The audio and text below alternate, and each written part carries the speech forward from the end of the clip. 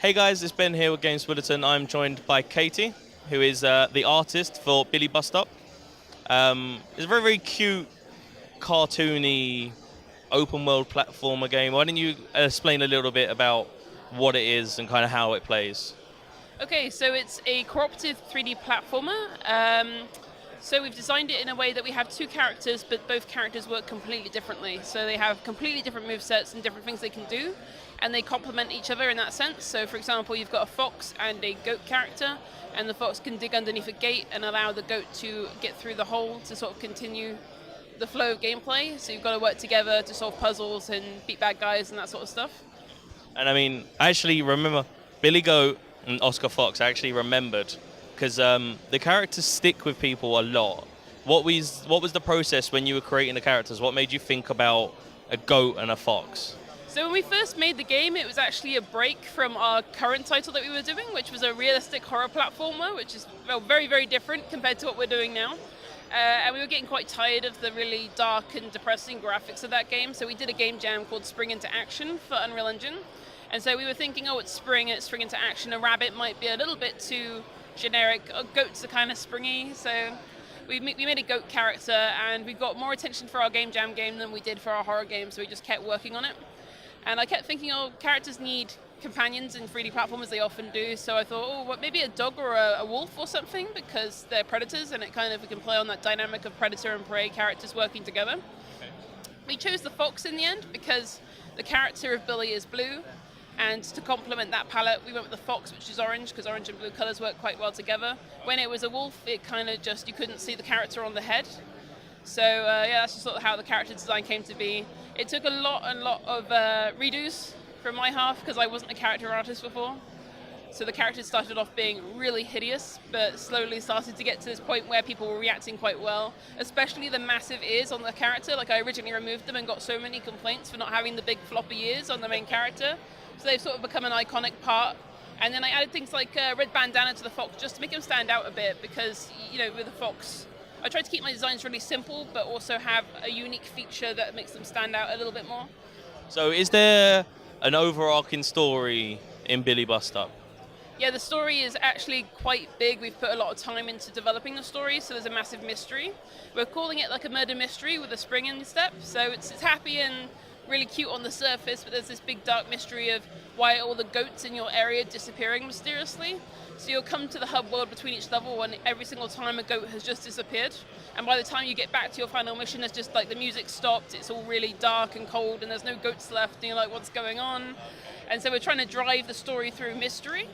What's the response been? Because I mean, me and Dan sat down to play it the other day, and we really loved it. But then when I was waiting earlier, I saw there was a lot of kids playing it. So do you find there's a very diverse group of people playing the game, or is it very select age groups?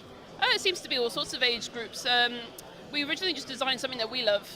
And one thing I really love are shows like Steven Universe and Disney, where they're intended for kids, but they also aim at adults. So they're not like dumbing down the content in a way that would, you know, we want to challenge kids with certain aspects, whilst also keeping it safe. We're not going to put loads of gore in it or anything like that. We had a lot of kids playing together, and we've had a few parents say how nice it is to watch their kids work together on a game rather than shooting each other, which is always really nice to see.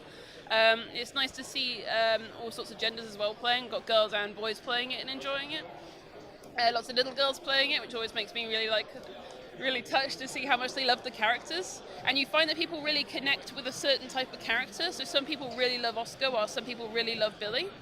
So yeah, we've had all sorts of age groups and demographics, so that's always nice to see. So, about the mascots, I mean, like, I personally, Dan fell in love with Billy and I fell in love with Oscar, and I know you've got a little Oscar plushie. Yeah. Are you going to be making like merchandise for the game? Are you going to have plushies people can buy? Yeah, so we've been developing merchandise as we go, especially since we're thinking about perhaps doing a Kickstarter. We're doing a Patreon at the moment just to sort of get monthly income, because we're not ready to commit to a full Kickstarter till we have a fully fleshed out game that's sort of polished to the first level. Just to sort of show that we can prove that we can make the game first. And so we've got lots of merchandise that we've been prototyping.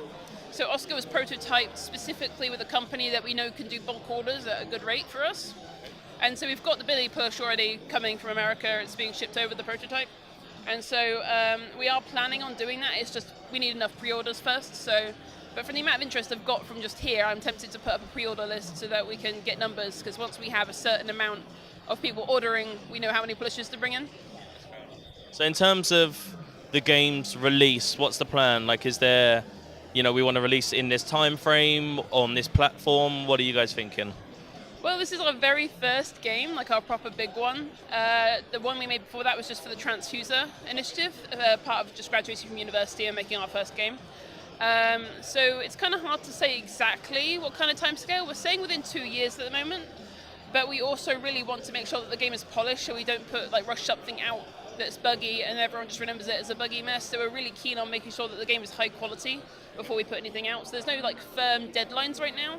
And in terms of platform, we're aiming for PC, and then secondary, we're going to make sure it comes out on Xbox, PS4, and maybe Switch. But we need to sort of, look into dev kits, and you never know, by 2 years' time, maybe there's another console coming out, and so it's hard to promise those sort of things. That's fair enough. So if you guys are into 3D platformers, it's definitely one that you guys should check out. Is there any way they can kind of keep up to date with what you guys are doing? I'm most active on our Twitter, which is Billie Bust Up, and then we are also on Facebook at Billie Bust Up, and then our most active place is our Discord. You can find that on the tagged post on our Twitter, and it's a really active community and really lovely community as well, where you can just directly talk to us, give us feedback. We always want to hear people's opinions as we go, and we also have a Patreon, so people can sort of donate an extra $1, and I do a weekly dev vlog. People can give me feedback, vote on ideas for the game, see concept art as it comes out, and then we've got slightly higher tiers where you can do testing and stuff like that. So you guys should definitely check it out, like I said. Thank you guys for watching. Thank you very much for letting me interview you, and we will see you guys next time.